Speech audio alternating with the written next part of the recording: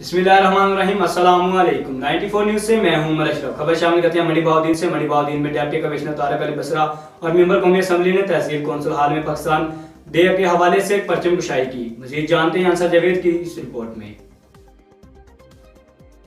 Deputy commissioner Tariq Ali Basra और member कौमी assembly हाजी इम्तियाज़ अहमद चौधरी ने तहसील कौंसिल हाल में योम पाकिस्तान के हवाले से मुनक्किद परचम कुशाई की तकरीब से खिताब करते हुए कहा कि 23 मार्च तजदीद अहद का दिन है, जो हमसे अजीम मकासद के असूल के लिए तमाम तवानाइयाँ बरूए कार लाने का तकाजा करता है। उन्होंने कहा कि आज के दिन हमें अहद करना होगा जिस तरह हमारे बुजुर्गों ने कुर्बानियाँ देकर अलग वतन हासिल किया। इस जज्बे के साथ साथ हम पाकिस्तान की तरक्की और खुशहाली के लिए काम करेंगे।